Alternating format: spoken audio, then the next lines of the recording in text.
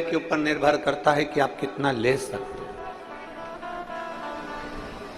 आप कितना ग्रहण कर सकते हैं, ये आपके ऊपर निर्भर करता है।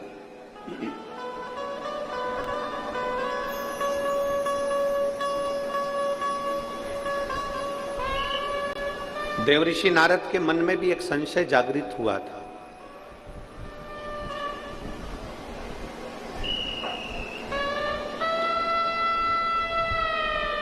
जब उन्होंने देवादिदेव महादेव का दर्शन किया था,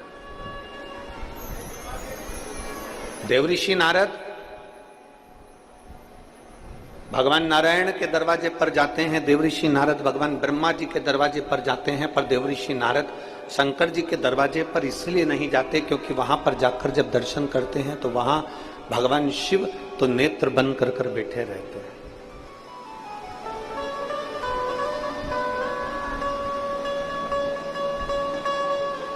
वहां भगवान शिव बैठे हैं नेत्र बंद कर कर।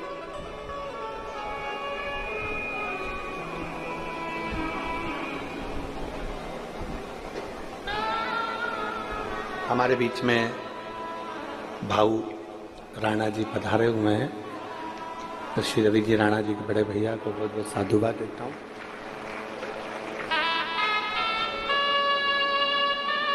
देवऋषि नारद ब्रह्मा जी के पास जा रहे हैं, इंद्र के पास जा रहे हैं, भगवान नारायण के पास जा रहे हैं, पर देवऋषि नारद शिव जी के पास नहीं जा रहे क्योंकि शंकर भगवान तो नेत्र बंद करके बैठे।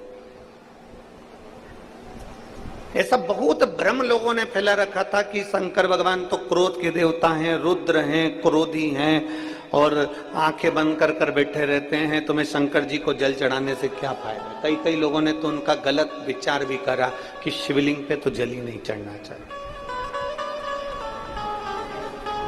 शंकर भगवान पे तो जल ही नहीं चढ़ना चाहिए। कई लोगों ने सब भ्रम भी फैला रखा। एक माँ बैठी हुई है कोई, मेरा नाम लक्ष्मी गोकुल चंद तिवारी, मैं आकोला की रहने वाली हूं, मेरा मोबाइल नंबर ये है, कहीं बैठी हो तो हाथ हिला सकती।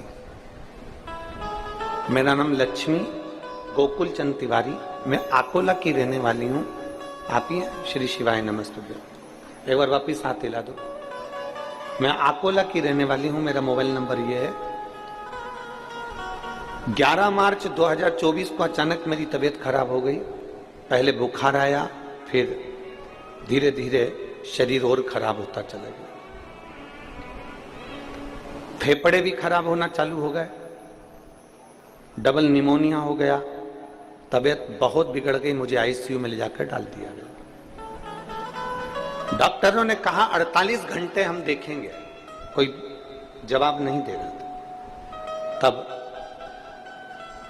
हमें इतना भरोसा नहीं था, परिवार वालों को भी इतना विश्वास नहीं था, क्या रुद्राक्ष का जल सारी समस्या का हल हो सकता है, या शिवजी पे चढ़ाया हुआ जल क्या हमारे जीवन में रोगों से मुक्ति दे सकता है।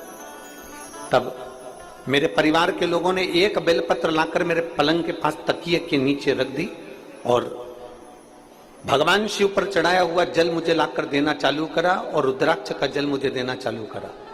जो डॉक्टर कह रहे थे कि इनका ठीक होना कठिन है, बाबा की कृपा से दूसरे दिन ही मुझे आराम लगना प्रारंभ हुआ।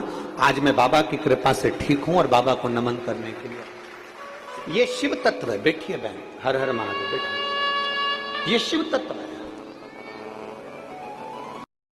ये शंभु ओघड़ी। भले आप विश्वास के साथ जब भगवान शंकर को एक लोटा जल चढ़ाते हैं, जब शिव की अनुमोदन करते हैं, जब शिव भक्ति करते हैं, तो उसका फल मिलता जरूर।